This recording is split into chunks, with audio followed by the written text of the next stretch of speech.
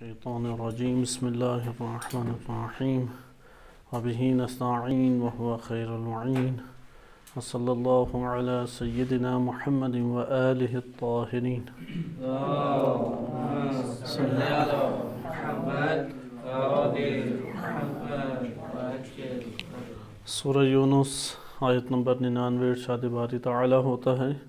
وَلَوْ شَاءَ رَبُّكَ لَآمَنَ مَنْ فِي الْأَرْضِ كُلُّهُمْ جَمِيعًا أَفَأَنْتَ تُكْرِهُ النَّاسَ حَتَّى يَكُونُوا مُؤْمِنِينَ۔ اس آیت کریمہ کے ذیل میں مشیت الہی کا موضوع آپ کی خدمت میں پیش کیا جا رہا تھا، اور ہم نے احادیث مبارکہ کے ذیل میں مشیت الہی کو مطالعہ کیا۔ کتاب الکافی اور کتاب التوحید شیخ صدوق سے ہم نے احادیث مبارکہ کو پڑھا۔ اس کے بعد چونکہ علماء میں مختلف روشیں رائج ہیں عقائد کو لینے کی، تو اس وجہ سے ہم نے عقائدی روش کو پہلے مقدم کیا تاکہ ہمیں اختلاف کا صحیح پتہ لگ سکے، اور ایک دوسرے پہ جو تنقید اس باب میں کی جاتی ہے اس میں ہم ایک منصفانہ فیصلہ کر سکیں۔ مکتب تشیع میں پہلی روش کو عقائد لینے کی آپ کے ذکر کیا گیا کہ قرآن اور اہل بیت علیہ السلام کی احادیث کے ظاہر سے وہ مطلب لیتے ہیں، اور شیخ صدوق اس حوالے سے ہمارے پاس نمایاں شخصیت تھی۔ الاعتقادات انہوں نے کتاب لکھی، اور اس کے بعد علامہ مجلسی رحمۃ اللہ علیہ نے اس کو اختیار کیا اسی روش کو، اور بحار الانوار میں ہمیں یہ روش ظاہراً دکھائی دیتی ہے، اور لیکن اس کو منظم ترین طریقے سے شیخ مہدی اصفہانی نے ذکر کیا، اور ان کے جو شاگردان تھے جن میں ایک کامیاب مبلغ شیخ محمود حلبی، انہوں نے اس روش کو ایران میں بالخصوص زیادہ پھیلایا، اور اس وقت مشہد مقدس اسی روش کے پیرو جو علماء یا اس طرز تفکر کے علماء کا مرکز شمار ہوتا ہے۔ ادھر بالعموم ایسے ہی تفکر کے علماء اور مدارس موجود ہیں جن میں فلاسفہ اور عرفاء کی نفی کی جاتی ہے، اور اس روش کو وہ قابل اعتماد سمجھتے ہیں، اور انہی کے اس روش کے جو پیرو علماء تھے انہوں نے اس مکتب کا نام مکتب تفکیک رکھا۔ تفکیک یعنی جدائی۔ البتہ یہ بعد کے ایام میں ایک سیاسی تناظر کے طور پر بھی ایک تنظیم ابھری جو انجمن حجتیہ کے نام سے ایران میں مقبول ہوئی، اور ان کا ایک سیٹ اپ بڑے پیمانے پر موجود تھا، اور ان کے اس سیٹ اپ میں منظم کلاسز کا سلسلہ انہوں نے رواج دیا۔ بچوں کے لیے الگ کلاسز، جوانوں کے لیے الگ، اور شادی شدہ افراد کے لیے الگ کلاسز، اور مراحل انہوں نے ذکر کیے، مثلا تمہیدی مرحلہ جسے انٹروڈکٹیو کورس آپ کہہ سکتے ہیں، اور ایک میانہ یا متوسط جسے آپ سطوح کا بھی ایک درجہ دے سکتے ہیں، اس کو انہوں نے سیکنڈری کا نام دیا، اور آخری انہوں نے ایڈوانس نام رکھا اپنی ان کلاسز یا اپنے اس کورس کا، یا اس کو آپ اپنے زبان میں مثلا آخری مرحلہ کہہ سکتے ہیں کہ علیہ یا بالا مرتبے کی جو پڑھائی ہے۔ اور ایڈوانس کے مرحلے میں وہ براہ راست شیخ مہدی اصفہانی ان کی کتب اور ان کے نظریات کو بیان کرتے ہیں، اگرچہ جو بچوں کے لیے قرار دیا وہ بھی اسی نہج کے اوپر ہے۔ جہاں پہ اصل اختلاف آتا ہے، کیونکہ علمی روشوں کا اختلاف وہ موجود ہے اور موجود رہے گا بھی، کیونکہ مختلف ادلہ ہیں، دلائل ہیں۔ اصحاب ائمہ اہل بیت علیہ السلام میں بھی سارے ایک ہی روش کے افراد موجود نہیں ہوا کرتے تھے، لہذا روش کے اختلاف اور دلیل دینے کے اعتبار سے کوئی عیب اور حرج نہیں ہے، لیکن جہاں پہ سیاسی ایک ٹکراؤ اور نزاع کا مسئلہ آتا ہے تو وہاں پر ایک مشکل کھڑی ہو جاتی ہے۔ جیسے ولایت فقیہ اور امام خمینی رحمۃ اللہ علیہ کے حوالے سے انجمن حجتیہ کا بالخصوص ایک منفی کردار اور منفی پروپیگنڈا، اور استعماری ہتھ کنڈوں نے ان کو بڑے آرام سے استعمال کیا۔ اگرچہ بقیہ کا اس طرح سے تعلق سیاسی طور پہ نہیں ہے، کیونکہ انہی کے افراد مختلف ممالک میں پھیلے، عربوں میں بھی ہیں اور ہندوستان پاکستان میں بھی اس طرح کے امور موجود ہیں، ان میں یہ سیاسی کشمکش موجود اس طریقے سے نہیں ہے، اور ایک تعلیمی بیک گراؤنڈ کے ساتھ وہ آگے بڑھتے ہیں۔ لیکن ایران کے اندر انجمن حجتیہ، اس کے بہت منفی اثرات سامنے آئے، اور اس نے بہت ایک منفی کردار بعد میں ادا کیا، یعنی وہ اپنی اس ڈگر سے ہٹ گئے کہ وہ جو ایک علمی روش کے تحت اختلاف ایک علماء میں جو عموماً پایا جاتا ہے، اس سے ہٹ کے وہ سیاسی طور پہ آ گئے۔ امام خمینی رحمۃ اللہ علیہ کو مثلا سب و شتم کرنا، کافر زندیق قرار دینا، شاہ کے ساتھ ان کے گہرے مراسم کا ہونا، اور اس طریقے سے انقلابی اسلامی کی دھجیاں بکھیرنا، ولایت فقیہ کو مشکوک کر کے بیان کرنا، ولایت فقیہ کی اساس کو ہی مشکوک اور ائمہ علیہم السلام کے اختیارات دینے کے مترادف قرار دینا، اس طرح کے شبہات کھڑے کیے۔ اور یہ شبہات در حقیقت علماء سے ہی آئے، ایسا نہیں ہے کہ عوامی حلقوں سے آئے، علماء اس کا پہلے شکار ہوئے۔ مثلا شیخ محمود حلبی خود اس تفکر کے مالک تھے، اور امام خمینی سے ان کا واضح طور پہ ٹکراؤ ہوا، اور انجمن حجتیہ کی نظر میں شیخ محمود حلبی بہت ایک مقدس شخصیت شمار ہوتے ہیں، لیکن امام خمینی سے ان کا شدید نزاع اور ٹکراؤ ہوا۔ اور اسی طریقے سے مہدویت کے باب میں پھر بعض نظریات ایسے سامنے آئے۔ خلاصہ کلام کہ یہ ایک ہمارے پاس سیاسی طور پہ جو نزاع ہے، وہ ایک ہم کہہ سکتے ہیں کہ اس کے اثرات، منفی اثرات معاشرے کے اندر ابھرے۔ بہرحال آخر وہ نزاع بیٹھ ہی گیا وقت کے گزرنے کے ساتھ، اور اس وقت وہ سیاسی کشمکش اس طرح سے موجود نہیں ہے، اور وہ ٹکراؤ بھی موجود نہیں ہے، لیکن وہ سیاسی علمی اختلاف اپنی جگہ پہ علماء کے درمیان موجود ہے۔ اسی لیے قرآن کریم اور روایات سے معنی لیتے ہوئے ایک وسیع طبقہ آج بھی قائل ہے کہ ظاہر قرآن سے ہم معنی کو حاصل کریں۔ اس کے نتائج اختلافی ہمیں ذیلی طور پہ دکھائی دیتے ہیں، اساسی جگہ پر تو نہیں ہیں۔ مثلا روایات بھی کہتی ہیں کہ اللہ سبحانہ وتعالیٰ کی جو صفات ہیں وہ عین ذات ہیں۔ اب فلاسفہ یہ متکلمین تشیع بھی یہی کہتے ہیں، یعنی شیخ مفید کا منہج یا ان کی روش بھی یہی کہتی ہے۔ اسی طریقے سے آپ فلاسفہ کے جو حامی ہیں وہ بھی اسی بات کے قائل ہیں۔ تو اس طرح سے بنیادی اختلاف سامنے نہیں آتا، لیکن جزوی اختلافات سامنے آتے ہیں، جیسے مشیت الہی کا یہ مسئلہ ہے، خیر و شر کا مسئلہ ہے۔ اسی طریقے سے اور بعض ایسے مسائل ہیں کہ جن میں اختلافات ہمارے سامنے آ جاتے ہیں، اسے ہم صرف مشیت الہی کے ہی ایک مورد کو پڑھیں گے، بقیہ اختلافات کو مورد بحث قرار نہیں دیں گے۔ اس میں ایک اور چیز بھی آپ کی خدمت میں ذکر کی جائے جو بہت ہی زیادہ اہمیت کی حامل ہے، وہ یہ کہ شیخ مہدی اصفہانی نے چونکہ فلسفہ کو بھی پڑھا، اگرچہ فلسفے کے اوپر وہ وقت نہیں لگایا جو ایک لگانے کا حق ہے، لیکن قابل شخصیت تھیں، پاکیزہ شخصیت تھی، اس لیے انہوں نے مطالب کو تیزی سے اخذ کیا، اور اس کے بعد عرفان کی طرف مائل ہوئے، اور عرفان کو انہوں نے نظری عملی طور پہ حاصل کیا۔ نظری حوالے سے وہ بہت زیادہ آگے نہیں گئے، یعنی ایسا نہیں ہے کہ ابن عربی کو بڑی دقت سے انہوں نے پڑھا ہو، صدر الدین قنوی کو پڑھا ہو، نہ ان کا کوئی ایسا استاد ہے،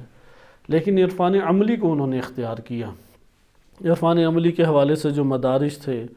اس کے جو ریاضتیں بنتی ہیں، ان ریاضتوں کو انجام دیا انہوں نے، اس کے بعد وہاں اس سے بھی منصرف ہو گئے،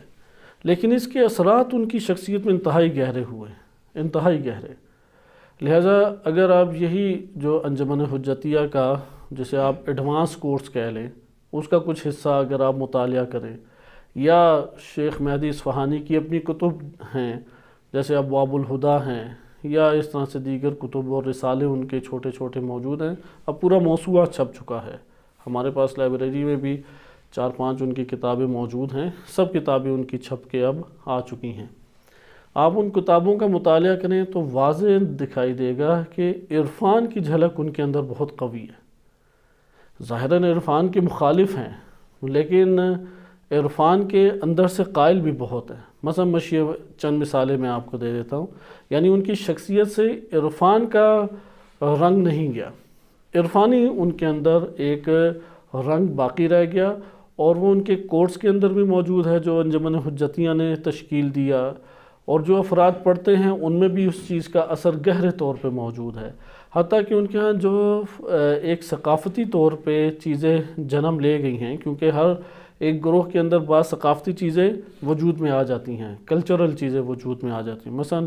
آپ انقلابی حلقے میں جائیں تو آپ کو یہ چفیہ، جسے آپ یہ ایک رومال کہتے ہیں، وہ آپ کو نظر آئے گا، آپ کو پٹی نظر آئے گی، اس میں چند شعار نظر آئیں گے، یہ کلچرل چیزیں ہیں۔ اسی طرح اگر آپ ان کی محافل میں جائیں، کیونکہ انڈیا پاکستان میں ان کی محافل آباد ہیں، اہتمام کرتے ہیں بڑے پیمانے پہ، کیونکہ مکتبۃ تشیع کا حقیقت میں ایک جز ہیں اور ایک بڑی تعداد موجود ہے، لہٰذا ان کی آپ محافل میں جائیں تو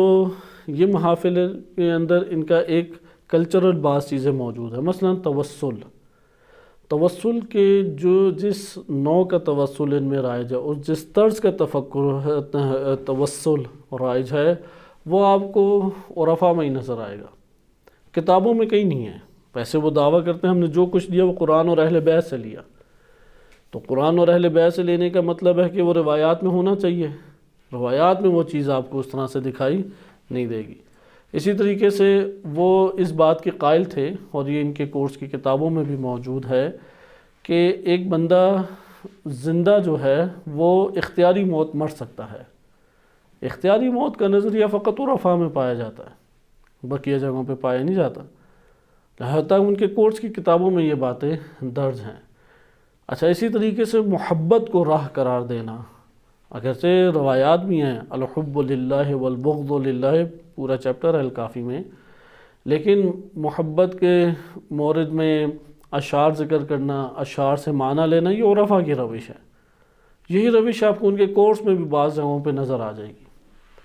لہذا عرفان کی ایک قوی جھلک ان کے درمیان اندر موجود ہے۔ اسی طرح امام زمان علیہ السلام سے ان کا تعلق اور ربط اور اس کا اظہار، یہ بالکل اسی طریقے سے جیسے کہ عرفاء کے دامن میں ہمیں نظر آتا ہے، اس لیے وہ جھلک ان میں پائی جاتی ہے، لیکن نظری طور پہ یعنی علمی طور پہ وہ عرفاء سے شدید اختلاف رکھتے ہیں، لیکن جزوی طور پہ بہت ساری چیزیں قبول بھی کی۔ اس کا نتیجہ یہ نکلتا ہے کہ وہ عقلی مباحث کی طرف جانے والی شخصیت نہیں تھی شیخ مہدی اصفہانی۔ عرفان نے ان کے اوپر ایک گہرا اثر ڈالا، عرفان سے متاثر بھی تھے، لیکن عرفان میں جو استاد کا کردار پایا جاتا ہے، اس استاد کے کردار سے وہ مطمئن نہیں تھے۔ یا بعض سائٹس کے اوپر موجود ہے کہ آیت اللہ بہجت رحمۃ اللہ علیہ کے باقول یا بعض عرفاء کے باقول کہ شیخ مہدی اصفہانی کو مکاشفہ ہوا، لیکن الٹا مکاشفہ ہوا، یعنی انہوں نے جو اخذ کیا وہ اپنے طور پہ اخذ کیا، یعنی ایسا نہیں تھا کہ امام علیہ السلام نے فلسفہ عرفان کی نفی کی، انہوں نے یہ اپنے طور پہ نتیجہ لیا کہ فلسفہ عرفان باطل ہے۔ یہ ایک بہت بڑی اور اہمیت کی حامل چیز ہے، اور حقیقتاً بھی ایسا ہی ہے۔ مثلا ہم اس بات کو قبول کر لیں کہ ان کے لیے ظاہر ہوا طلب معارفنا من غیر طریقتنا مسابق لانکارنا، یہ بات درست ہے۔ ان کے سامنے امام زمان علیہ السلام کا یہ رقعہ بالفرض ہم مان لے کے آیا،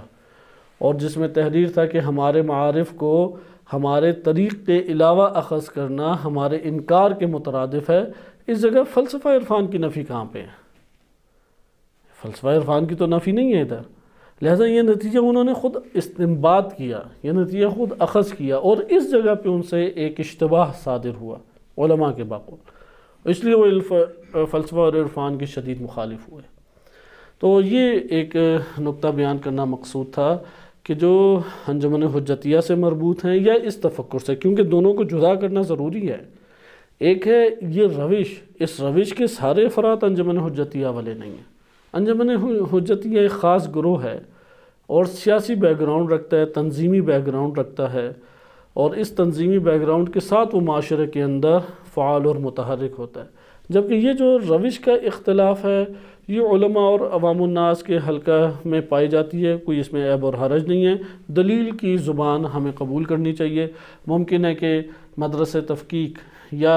شیخ مہدی اصفہانی نے جو دلائل دیے ہیں وہ دلائل درست ہوں، ٹھیک ہوں، اور ان کا نتیجہ صحیح ہو،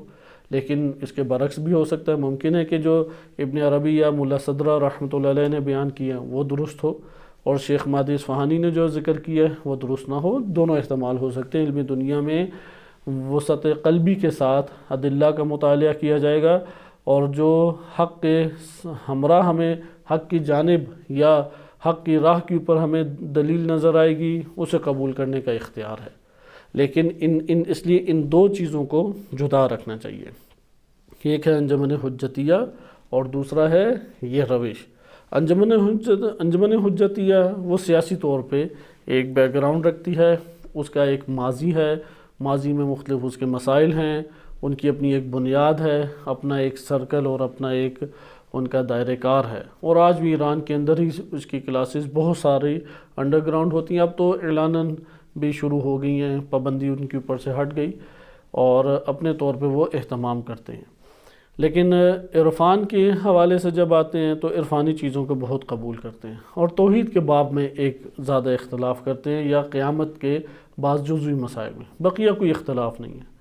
توحید کے باب میں بھی چونکہ اللہ سبحانہ وتعالیٰ کی معرفت کیسے حاصل ہو، آیا عقل کے ذریعے حاصل ہو، آیا وجودی طور پہ انسان کو جو مکاشفات ہوتے ہیں یا کشف ہوتا ہے انسان کو باطن میں اس سے حاصل ہو، یا قرآن و روایات کے ظاہر سے حاصل ہو۔ تو یہ قائل ہیں قرآن و روایات کے ظاہر سے جو ہمیں ملتا ہے ہم اسی کے قائل ہیں، اس کے علاوہ سب کی نفی کریں گے۔ یعنی نفی کرنے میں آپ ایک اعتراض ممکنہ کر سکیں، لیکن میں نے جیسے پہلے بارہا عرض کیا کہ روش کے اختلاف سے کوئی فرق نہیں پڑتا، اور بنیادی اعتقادات میں بھی کوئی بڑا نتیجہ سامنے نہیں آتا اس روش کے اختلاف سے، کیونکہ روایات اہل بیت علیہ السلام بڑے پیمانے پہ ان باتوں کی تائید کرتی ہیں کہ جو فلسفہ عرفان سے ہمارے لیے ثابت ہوتی ہیں۔ ہاں کوئی 6-7 ایسے موضوعات ہوں کہ جو اختلافی ہو جائیں، تو 6-7 موضوعات کے اختلاف کی وجہ سے آپ 90-92% کی تعلیمات کا انکار نہیں کر سکتے۔ آئیں اب ہم دوسرے مرحلے کے اوپر داخل ہوں اور دوسرے ہم روش کو پڑھیں۔ یہ روش آپ نے مطالعہ کی، اس روش میں ایک اور مسئلہ آگے آئے گا، اور وہ ہے اصولی مسئلہ، یعنی آیات اور روایات سے معنی کیسے لینا ہے۔ یہ بہت مہم ہے، لیکن اس کے اوپر ہم بحث دوبارہ کریں گے۔ پہلے یہ 3 روشوں کو مطالعہ کر لیں، کیونکہ اصول فقہ ہمارا وہ واحد علم ہے کہ جو یہ فن سکھاتا ہے کہ آپ نے ایک کلام سے معنی کو کیسے لینا ہے۔ یہ اصول فقہ میں قواعد پڑھتے ہیں ہم۔ اصول فقہ میں الفاظ کی بحث ہے، اصول فقہ میں نصوص کے ٹکراؤ کا علاج موجود ہے۔ ایک حدیث ہے وہ آیت سے ٹکرائے، ایک آیت دوسری آیت سے ٹکرائے۔ اصول فقہ میں ہی ناسخ منسوخ، محکم متشابہ، مجمل مبین، ان سب کا تذکرہ آتا ہے۔ اس لیے اصول فقہ ایک کلام سے معنی لینے کا سلیقہ سکھاتا ہے، لیکن اصول فقہ خود بہت بڑے پیمانے پہ فلسفہ سے متاثر ہے۔ آیا مدرسہ تفقیق والوں کے لیے اصول فقہ کی روش سے معنی لینا درست ہے؟ تو وہ اس کو قبول نہیں کرتے۔ اس کے بھی نتائج ہمارے سامنے واضح ہیں، لیکن یہ جو پہلا دائرہ کار ہے اصول فقہ کی نگاہ سے ہم انشاءاللہ تعالیٰ دوبارہ لوٹ کے آئیں گے، کیونکہ ہمارے ہاں اکثر علماء کرام جو فقہا ہیں انہوں نے عقائد کا ایک جائزہ اصول فقہ کے قواعد کی روشنی میں بھی لیا ہے۔ یہ جو اصول فقہ کے قواعد کی روشنی میں لینا ہے یہ ان کے قریب ہے، لیکن بہت سارے نتائج میں جدا بھی ہو جاتا ہے۔ یعنی مدرسہ تفقیق کی روش اصول فقہ کی روش نہیں ہے۔ اصول فقہ حقیقت میں اصول تھے، قواعد تھے جو علم فقہ کے لیے وضع کیے گئے، لیکن انہوں نے عقائد میں بھی، جیسے علم قواعد حدیث ہیں وہ حدیث کے لیے وضع کیے گئے، لیکن اہل حدیث کیا کرتے ہیں، انہی قواعد کو تاریخ میں بھی لاگو کرتے ہیں، انہی قواعد کو تفسیر میں بھی لاگو کرتے ہیں، انہی قواعد کو انصاب کی کتب میں بھی لاگو کرتے ہیں۔ تو اسی طرح بعض فقہا ایسے ہیں، دونوں شیعہ سنی دونوں میں ایسے ہیں کہ وہ فقیہ ہیں اور فقہ میں اصول اور ضوابط پڑھتے ہیں، علم فقہ میں جاری کیے جائیں، لیکن انہوں نے ان اصول فقہ کے قواعد کو تفسیر میں بھی جاری کیا، حدیث میں بھی جاری کیا، عقائد میں بھی جاری کیا، ہر جگہ پہ انہیں جاری کر کے وہ مطالب کو اخذ کرتے ہیں۔ دوسری روش جو ہمارے ہاں مقبول ہوئی اور سب سے زیادہ مقبول یہی روش ہیں، یہ روش، اس روش کو کہتے ہیں کلامی روش، متکلمین کی روش۔ پہلی روش کو کہتے ہیں کہ حدیثی روش، نقلی روش، یعنی آپ اسے کہہ لیں کہ اہل حدیث روش پہلے کو کہتے ہیں، جس کے اوپر شیخ مہدی اصفہانی چلے۔ دوسری روش ہے متکلمین کی روش۔ شیخ صدوق رحمۃ اللہ علیہ وہ علماء حدیث، چونکہ ان کے اوپر حدیثی جنبہ اور رنگ غالب تھا، انہوں نے اعتقادات بھی اسی حدیث کے تناظر میں لکھی، لیکن ان کے بعد جو شخصیت، بارز ترین شخصیت آئی، معروف ترین شخصیت شیخ مفید رحمۃ اللہ علیہ، انہوں نے اس روش سے کاملاً اختلاف کیا، اور انہوں نے جس روش کو اختیار کیا اسے آپ منطقی روش بھی کہہ سکتے ہیں۔ لہذا انہوں نے منطقی استدلال اور دلائل کو معتبر قرار دیتے ہوئے عقلی دلائل اسے قرار دیا، اور عقلی دلائل کو مقدم کیا نقلی آیات اور روایات سے استدلال کو۔ لہذا یہاں پہ ہمارے پاس پھر ایک روش، مثلا اگر ہم نے ثابت کرنا ہے کہ اللہ تعالیٰ ہے، اور پھر ثابت کریں گے وہ وحدہ لا شریک لہ ہے، پھر ثابت کریں کہ اس کی صفات ہیں، اس کی بنیادی صفات جو عین ذات ہیں، عین ذات صفات علم ہے، قدرت ہے، سمیع ہے، بصیر ہے، مدرک ہے، یہ صفات ساری سمٹ کے علم اور قدرت میں آ جاتی ہیں۔ ان سب باتوں کو آپ شیخ مفید رحمۃ اللہ علیہ کی کتاب اٹھائیں تو انہوں نے کس طریقے سے بیان کیا ہے؟ منطقی استدلال کے ذریعے سے صغرا کبرا بنایا ہے اور نتیجہ لیا ہے، مقدمات عقلی بنائے ہیں اور پھر نتائج لیے ہیں، اصطلاحات لے کے آئے ہیں منطق کی، جوہر ہے، عرض ہے، جسم ہے، اور پھر حکم بھی لگایا ہے کہ اللہ تعالیٰ کی ذات نہ جسم ہے، نہ جوہر ہے، نہ عرض ہے، نہ ماہیت ہے۔ ان چیزوں کو شیخ مفید رحمۃ اللہ علیہ نے ذکر کیا۔ شیخ مفید چونکہ 413 ہجری میں ان کی وفات ہے، غیبت کبریٰ ہی کے آغاز کے عالم سمجھے جاتے ہیں، اور ان کو اگر مجدد کہا جائے تو بیجا نہیں ہوگا کہ مکتب تشیع کو اوج کے اوپر ان کی شخصیت نے پہنچایا، اور انہوں نے سب سے زیادہ شاگرد پیدا کیے۔ شاگرد پروری بہت بڑی بات ہوتی ہے، کوئی آسان چیز نہیں ہے۔ لہذا شیخ مفید رحمۃ اللہ علیہ کی شخصیت بہت قوی، تقوی اور پرہیزگاری کے اعتبار سے بھی بہت قوی تھی۔ شیخ مفید یمن سے تعلق تھا اور بغداد، کوفہ میں انہوں نے زندگی بسر کی۔ ان کی شخصیت اس قدر قوی تھی کہ اہل سنت علماء نے بھی شیخ مفید کے علم اور زہد اور عبادت کی تعریف کی اور گواہی دی۔ وَإِلَّا وہ تعصب کا دور تھا، تعصب کے دور میں تو اصلاً ایک مخالف مکتب کا حامی وہ کبھی بھی ایک شخصیت، اور وہ بھی اتنی بارز اور معروف شخصیت، اس کی تعریف نہیں کر سکتا۔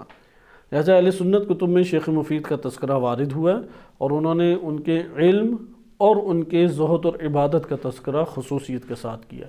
کہا جاتا ہے کہ فقط 2 گھنٹے سویا کرتے تھے، اور رات کو نماز شب مفصل طریقے سے پڑھتے تھے، پورا قرآن کا ایک پارہ ختم کیا کرتے تھے، اور مناجات میں ان کا وقت گزرتا تھا، اور صبح ان کا تعلیم اور درس و تدریس میں ان کا وقت خرچ ہوتا تھا۔ لہذا انہوں نے اپنی زندگی کو پورا وقف کیا۔ شیخ مفید رحمۃ اللہ علیہ کی قبر مبارک امام موسیٰ کاظم علیہ السلام کے ساتھ حرم میں انہی کے ذریعہ مبارک کے قریب موجود ہے۔ شیخ مفید نے عقائد میں متعدد کتابیں لکھی، لیکن ان کا انداز کیا تھا؟ کلامی، یعنی عقلی انداز۔ عقل کو انہوں نے ترجیح دی بالفاظ دیگر نقل پہ۔ اچھا، اس کا مطلب کیا ہے؟ عقل کو نقل پہ ترجیح دینے کا مطلب کیا ہے؟ اس کا مطلب یہ ہے کہ علماء میں اسی دور میں یہ بالخصوص زیادہ بحث تھی، شیعہ سنی دونوں کے درمیان۔ اگر ایک ایسا مورد آ جائے کہ عقل ایک عقلی استدلال سے ایک نتیجہ حاصل ہوتا ہے، اور ایک بات ہمیں قرآن اور روایت کا ظاہر کہتا ہے، اور دونوں آپس میں ٹکرائیں تو کس کو لیں؟ تو یہاں پہ شیخ مفید اور دیگر بزرگان جو ان کے شاگردان ہیں، جیسے سید مرتضی علم الہدیٰ، شیخ طوسی رحمۃ اللہ علیہ، کراچی کی ہیں، یا نیچے اور آ جاتے ہیں کہ ابو صلاح حلبی ہیں، یہ سارے علماء قائل ہیں کہ ہم عقل کے مطابق وہ قرآن اور روایت کے معنی کو لانے کی کوشش کریں گے، یعنی ڈھالنے کی، عقل کو مقدم کریں گے، اسے ترجیح دیں گے، اور نقل کی تعویل کریں گے اس کے ذیل میں، اور اس سے سازگار بنا کے ہم مطلب لے لیں گے،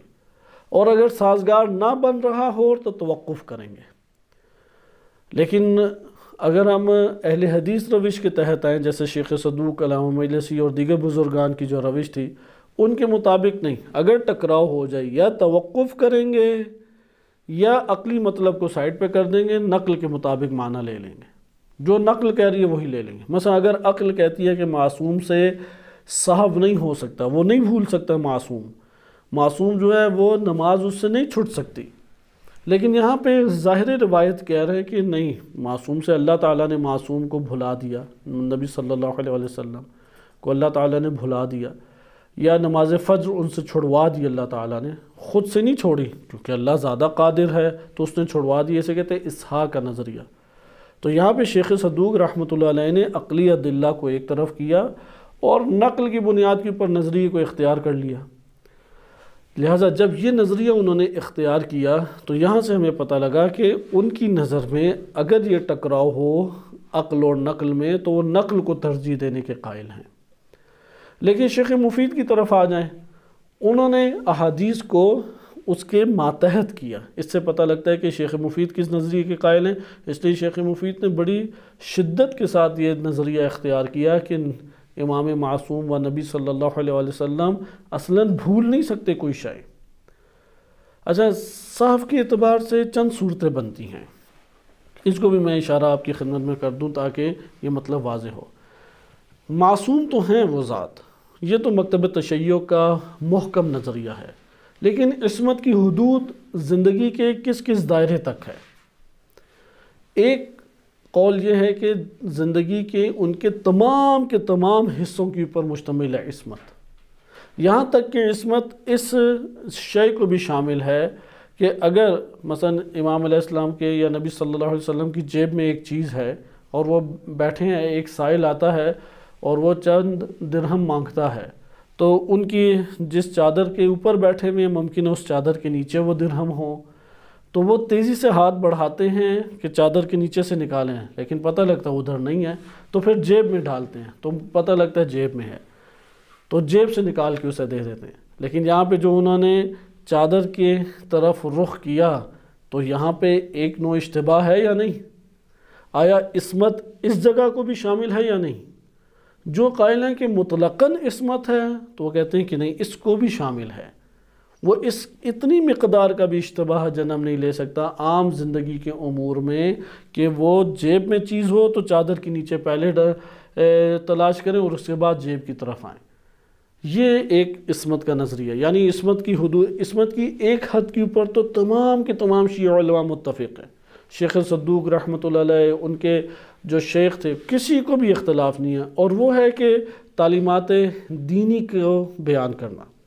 تعلیمات دینی کے بیان کرنے میں کسی قسم کا بھی ان کو شائبہ نہیں ہو سکتا، اشتباہ نہیں ہو سکتا۔ اس کے اوپر تو مکتب تشیع مضبوط طریقے سے قائم ہے، اور بعض نے تو حتیٰ کہ یہ کہا ہے کہ جو اس مقدار کی عصمت کا قائل نہیں ہوتا وہ دائرہ تشیع سے خارج ہے، وہ شیعہ نہیں رہتا۔ یعنی ائمہ اہل بیت علیہ السلام دین کو بیان کرنے کے اعتبار سے اور دین کی تبلیغ کرنے کے اعتبار سے اور دین کے فیصلے سنانے کے اعتبار سے اصلاً اشتباہ کرتے ہی نہیں ہیں، انہیں لاحق ہی نہیں اس جگہ پہ اشتباہ ہوتا۔ سوال، اچھا یہ تو متفق حصہ ہو گیا کہ انہیں اشتباہ نہیں ہوتا اس مسئلے میں، آیا یہ بات کہ عام زندگی کے امور ہیں جیسے گھریلو مسائل ہیں، خرید و فروخت کے مسائل ہیں، مثلا چیز خریدنے گئے تو کہا کہ ہاں یہ سارے آلو پیاز بالکل ٹھیک ہیں، بہترین ایک نوع کے ہیں، جنس کے ہیں، لیکن جب خرید کے لائے تو اچھے نہیں نکلے،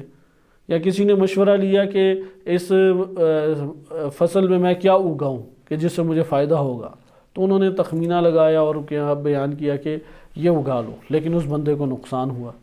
آیا ان امور میں، اب یہ دینی امور نہیں ہیں، دین کی تبلیغ، دین کی نشر و اشاعت، دین کی حدود نافذ کرنا، فیصلے سنانا، فتاویٰ دینا، قضاوت کی امور، اس سے یہ تعلق نہیں رکھتا، یہ انسانی زندگی کے امور سے تعلق رکھتی ہیں، چیزیں مشورے سے تعلق رکھتی ہیں۔ آیا اس کے اوپر بھی عصمت ہے یا نہیں؟ اکثر علماء جو قائل ہیں جیسے شیخ مفید رحمۃ اللہ علیہ، وہ کل عصمت کے قائل تھے کہ اصلاً انہیں کسی بھی مرحلے کے اوپر شک و شبہ نہیں ہوتا، حتیٰ کہ اتنی مقدار کا بھی نہیں شک و شبہ ہوتا کہ اگر ایک اچھی جنس کا، یہ مثلا کھجور اچھی جنس کی ہے یا ردی ہے، یعنی اچھی جنس کی نہیں ہے، تو انہیں اچھی جنس کی پہچان ہے، دنیا کی ہر شے، اچھے پتھر کی، اچھے جنس کی، تمام چیزوں کی پہچان ہے۔ یہ شیخ مفید رحمۃ اللہ علیہ اس طور پہ ایک نظریے کو انہوں نے ابھارا۔ ہمارے علماء میں آج بھی جزوی طور پہ ایسے افراد موجود ہیں کہ جو قائل ہیں کہ عصمت کا جو دائرہ کار ہے وہ فقط دینی امور سے تعلق رکھتا ہے، جبکہ دنیاوی جو امور ہیں جیسے یہ اس مقدار کا اشتباہ ہو جانا کہ جیب میں پیسے رکھے ہیں یا مثلا دراز میں پیسے رکھے ہیں تو اتنی یا بال پوائنٹ یا پین میرے اوپر کی جیب میں ہے یا نیچے کی جیب میں ہے، اتنی مقدار کا جو اشتباہ ہے یہ عصمت سے ان کی نہیں ٹکراتا، یہ ممکن ہے کہ ہو جائے۔ جیسے یہاں پہ معروف شخصیت شیخ حیدر حب اللہ ہیں، یا اسی طریقے سے شیخ عاصم محسنی افغانستان کے جو مجتہد تھے، انہوں نے واضح طور پہ اپنے کتب میں اس چیز کو تحریر کیا کہ وہ اس نوع کی عصمت کے قائل نہیں تھے، وہ دین کے امور میں کاملاً عصمت کے قائل تھے۔ لیکن ہمارے اکثر علماء کرام جیسے مراجع اعظام تمام کے تمام، امام خمینی رحمۃ اللہ علیہ، آیت اللہ خوئی یا دیگر بزرگان ماضی حال مستقبل میں جو ابھی آنے والے ہیں، مجتہد مستقبل میں ایک بڑی شخصیات ابھریں گی اور ان کے نظریات ابھی حوزہ علمیہ میں مطرح ہیں، موجود ہیں، یہ سارے کے سارے عصمت مطلقہ کے قائل ہیں۔ اس کی ایک بنیادی وجہ عقل کا ہونا ہے، عقلی ادلہ کا ہونا ہے، اور دوسرا روایات کے مجموعے ہیں صحیح و سند، اور بعض قرآن کریم کی آیات سے استدلال کرتے ہیں۔ جیسے شیطان کا غالب نہ ہونا، قرآن نے واضح بیان کیا کہ خداوند متعال نے فرمایا کہ تم میرے مخلص بندوں کو نہیں بہکا سکو گے۔ خلاصہ کلام کہ یہ آپ نے ملاحظہ کیا کہ ایک عملی مثال میں نے اس لیے آپ کی خدمت میں پیش کی تاکہ منہج شیخ مفید رحمۃ اللہ علیہ پتہ لگ جائے۔ ان کی جو معروف کتابیں ہیں شیخ مفید رحمۃ اللہ علیہ کی، النکت ہے، النکت الاعتقادیہ، اس میں آپ دیکھ سکتے ہیں کہ انہوں نے توحید کے باب میں کس طرح سے ادلہ کو پیش کیا ہے۔ مثلا العالم حادث وکل حادث متغیر، العالم متغیر، اس طرح کی آپ کو قضایا مل جائیں گی، اس میں اس طرح کی استدلال کی نوعیتیں مل جائیں گی۔ اسی طرح ان کی ایک کتاب ہے الارادہ، شیخ مفید کی کتاب۔ مہدویت پہ بھی آپ ان کی کتابیں دیکھیں، اربعۃ رسالات فی الغیبہ، 4 چھوٹے چھوٹے رسالے ہیں کہ اس کے ترجمے کی توفیق بھی ملی اور وہ چھپی بھی اردو میں، کہ یہ جو 4 رسالے ہیں شیخ مفید کے، اس میں عقلی استدلال ہے ان کا۔ اگر روایت کو بھی لے کے آتے ہیں تو اس سے بھی استنباط کرتے ہوئے عقلی پیمانے پہ انہوں نے بیان کیا ہے، اور بعض جگہوں پہ نقضی جواب دیے ہیں اور بعض جگہوں پہ حلی جواب دیے ہیں شیخ مفید رحمۃ اللہ علیہ نے۔ اسی طرح الرسائل العشر ان کی کتاب ہے مہدویت کے اوپر، آپ اس میں بھی دیکھیں گے کہ عقلی جنبے سے انہوں نے اس کو ثابت کیا ہے۔ تو مہدویت میں کے باب میں بھی ان کی کتابیں عقلی استدلال پر مشتمل ہیں۔ پورے عقائد کے اوپر جو شیخ مفید نے کتابیں لکھی، اس میں بھی آپ دیکھیں گے کہ عقلی استدلال واضح طور پر موجود ہے، اور اسی طرح سے انہوں نے بقیہ ان کے رسالوں میں بھی یہ روش آشکار ہے۔ شیخ مفید کی روش حوزہ علمیہ میں رائج ہو گئی اور آج تک رائج ہیں۔ اس کی بنیادی وجہ ان کے بعض بڑے بڑے شاگردان ہیں کہ جو اپنے دور میں رؤسائے شیعہ قرار پائے، اور مکتب تشیع انہی کے چہروں سے پہچانا جاتا تھا۔ ان میں سب سے بڑی اور بارز ترین شخصیت سید مرتضیٰ عالم الہدیٰ ہیں۔ سید مرتضیٰ عالم الہدیٰ بھی وہ اسی عقلی روش کے قائل تھے۔ البتہ یہ یاد رکھیں کہ یہاں پہ فلسفے کا نام نہیں ہم لے رہے، شیخ مفید نے منطقی استدلال کو داخل کیا، نہ کہ فلسفے کو داخل کیا، اس طرف بہت توجہ رہے۔ سید مرتضیٰ عالم الہدیٰ نے منطقی استدلال کو داخل کیا، فلسفے کو نہیں، اس لیے انہیں متکلمین کہا جاتا ہے، کیونکہ متکلمین اصول فقہ اور علم منطق اس کے ذریعے سے استدلال قائم کرتے ہیں۔ علم حدیث کو بھی لے کے آتے ہیں، علم رجال کو بھی لے آتے ہیں، علم کلام انہی سے مرکب ہے۔ علم کلام شیخ خواجہ طوسی رحمۃ اللہ علیہ سے پہلے فلسفے سے اس کی آمیزش موجود نہیں تھی، فلسفہ اس کے اندر داخل نہیں ہوا تھا، اس لیے آپ فلسفی رنگ نہیں دیکھیں گے شیخ مفید کے آپ کلام میں یا ان کی کتب میں۔ سید مرتضیٰ عالم الہدیٰ آئے، انہوں نے بھی اسی روش کو آگے بڑھایا، لہٰذا سید مرتضیٰ عالم الہدیٰ چونکہ یہ بھی غیبت کبریٰ کے آغاز ہی کے معروف ترین شخصیات میں سے ہیں، بلکہ امامت میں جو سید مرتضیٰ نے کتاب لکھی آج بھی سب سے بڑی وہی کتاب شمار ہوتی ہے، اور بہترین کتاب لکھی، اور محمد مقابل جو مختلف مکاتب فکر اہل سنت کے اور بہت سارے گروہ موجود تھے، ان سب کو جوابات دیے، شیخ مفید نے بھی دیے، لیکن سید مرتضیٰ عالم الہدیٰ نے بہت مفصلاً جوابات دیے، اور انہوں نے خوب اسے کھولا۔ مثلا زمان کسے کہتے ہیں، سید مرتضیٰ اور شیخ مفید دونوں نے اس کی تعریفیں کی۔ مکان کسے کہتے ہیں، جوہر کسے کہتے ہیں، عرض کسے کہتے ہیں، جسم کسے کہتے ہیں، وجود سے کیا مراد ہے، ماہیت سے کیا مراد ہے، ان چیزوں کو انہوں نے اپنے طور پہ بیان کیا۔ سید مرتضیٰ علم الہدیٰ نے عقائد میں جتنی کتابیں لکھی ہیں وہ عقلی استدلال یعنی منطقی عقلی استدلال سے پر ہیں۔ مثال کے طور پہ ان کی جو معروف کتاب ہے امامت کے موضوع کے اوپر، اسے بھی آپ دیکھ سکتے ہیں، نقضی کے بعض جگہوں پہ جوابات ہیں، بعض جگہوں پہ حلی جوابات ہیں۔ المقنع فی غیبہ، غیبت کے موضوع پہ ان کا چھوٹا سا رسالہ ہے۔ اس رسالے کی بنیاد ہی عقلی استدلال کے اوپر ہے، اور وہ جو عقلی استدلال ہے وہ کاملاً منطقی استدلال ہے۔ آپ اسے مطالعہ کر کے دیکھ لیں، وہ بھی نیٹ پہ بھی موجود ہیں ان کی ساری کتابیں سید مرتضیٰ علم الہدیٰ کی۔ ان کے بعد جو شخصیت آئی ان دونوں کی شاگرد شیخ طوسی رحمۃ اللہ علیہ، محمد بن حسن طوسی، جو کہ تہذیب الاحکام اور الاستبصار کے مؤلف بھی ہیں، انہوں نے ان دونوں کتب اربعہ میں یہ دو کتابیں شیخ طوسی کی ہیں۔ خواجہ طوسی اور شیخ طوسی میں فرق کرنا ضروری ہے، کیونکہ دونوں کے نام ایک جیسے ہیں اور کنیت بھی غالباً ایک جیسی ہے، علاقہ بھی ایک ہی ہے۔ خواجہ طوسی ہیں شیخ طوسی کے 200 سال بعد، جو کہ فلسفی ہیں، ریاضی دان ہیں، میتھمیٹکس کے ماہر ہیں، علم نجوم کے ماہرین میں سے ہیں، وہ خواجہ طوسی ہیں۔ انہیں دونوں میں فرق کس سے کیا جاتا ہے؟ شیخ طوسی کو شیخ کہا جاتا ہے اور خواجہ طوسی کو خواجہ۔ جب بھی کلمہ شیخ آ جائے تو اس سے مراد یہی ہے کہ جو شیخ مفید کے اور سید مرتضیٰ علم الہدیٰ کے شاگرد ہیں شیخ طوسی رحمۃ اللہ علیہ، انہیں شیخ الطائفہ بھی کہتے ہیں۔ اور جب بھی خواجہ لفظ آ جائے تو اسے خواجہ طوسی مراد ہیں، جو ان سے 200 سال بعد آئے اور انہوں نے علم کلام کو چوٹی پر پہنچا دیا، اور شیخ مفید کا جو منہج ہے انہی کی وجہ سے حوزہ علمیہ میں سب سے زیادہ رائج ہوا، لیکن فلسفے کی آمیزش کے ساتھ کہ ہم اگلے درس میں خواجہ طوسی کے مرحلے کو پڑھیں گے، کیونکہ وہ مرحلہ بہت قیمتی مرحلہ ہے اس روش کو جاننے کے لیے۔ شیخ طوسی رحمۃ اللہ علیہ نے مختلف کتابیں لکھی۔ مثال کے طور پہ ان کی ایک معروف کتاب ہے الاعتقاد فیما یتعلق الاقتصاد فیما یتعلق بالاعتقاد، الاقتصاد فیما یتعلق یعنی شیخ طوسی نے جو اس کتاب میں منہج اختیار کیا ہے، روش اختیار کی ہے، وہی جو شیخ مفید اور سید مرتضیٰ علم الہدیٰ کی تھی۔ انہوں نے منطقی استدلال سے توحید کو ثابت کیا، نبوت کو ثابت کیا، عصمت کو ثابت کیا، یہاں تک کہ تمام کے تمام امور کو اسی طرح سے انہوں نے ثابت کیا۔ اسی طرح شیخ طوسی رحمۃ اللہ علیہ کی اور کتابیں بھی ہیں، الرسائل العشر ان کی ایک کتاب ہے، اس میں بھی آپ اس کو ملاحظہ کر سکتے ہیں۔ غیبت طوسی شیخ طوسی کی کتاب ہے،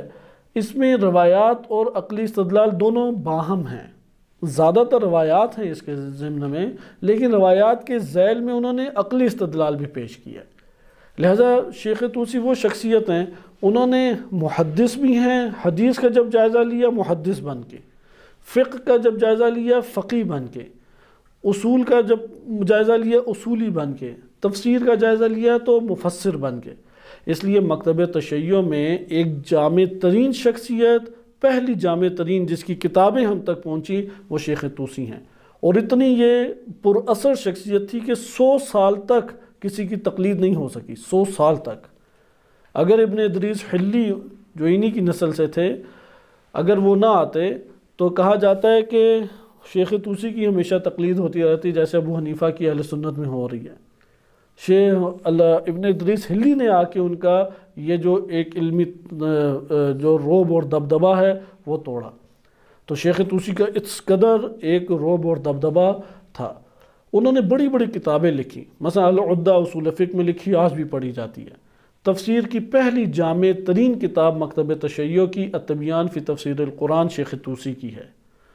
اسی طریقے سے آپ آ جائیں فقہ میں بڑی بڑی کتابیں، خصوصاً کمپیریزن کرتے ہوئے دیگر فقہ کی کتب سے پہلی کتاب شیخ طوسی کی الخلاف، جس میں مالکی حنبلی شافعیوں کے بھی اقوال کو وہ لے کے آئے۔ اسی طرح کتاب المبسوط فقہ میں، النہایہ ان کی فقہ میں، بہت بڑی بڑی کتابیں ہیں یہ۔ پھر حدیث میں آپ دیکھیں تہذیب الاحکام، الاستبصار کے تمام ہمارے فقہ اور معارف کا دار و مدار انہی کتب اربعہ کے اوپر ہے۔ تو یہ شیخ طوسی رحمۃ اللہ علیہ کی جلالت تھی۔ اسی طرح انہوں نے تلخیص الشافی، سید مرزا علم الہدا کی کتاب الشافی فی الامامہ، اس کی تلخیص لکھی، اور اس طرح یہ کتابیں ہم تک آج پہنچی۔ اور شیخ طوسی کی کتابیں ہی، رجال میں ان کی بڑی معروف کتابیں دو، الفہرست ہے اور رجال الطوسی ہے، کہ اسی سے علم رجال ہمارا چلتا ہے کہ نجاشی اور طوسی کا نام ہی اصل مرکزی شخصیت یہی ہیں۔ تو آپ نے دیکھا کہ شیخ طوسی کی شخصیت بھی علم کلام میں کس منہج کو اس نے اختیار کیا، وہ کلامی جو شیخ مفید والی تھی، شیخ صدوق کی نہیں۔ اس لیے آپ کو ان بزرگان کی کتابوں میں وہی نظریات نظر آئیں گے عمومی طور پہ، سارے کے سارے 100% نہیں کہتے، عمومی طور پہ جو شیخ مفید کے نظریات ہیں۔ اور جب محدث ہونے کے اعتبار سے آپ کو بہترین محدث شیخ طوسی نظر آئیں گے۔ اسی کے شاگردان، شیخ طوسی کے شاگردان نے پھر حوزہ علمیہ میں شیخ مفید اور سید مرتضی علم الہدا کے منہج کو زیادہ پھیلایا، اور ان میں ایک بڑی شخصیت ہیں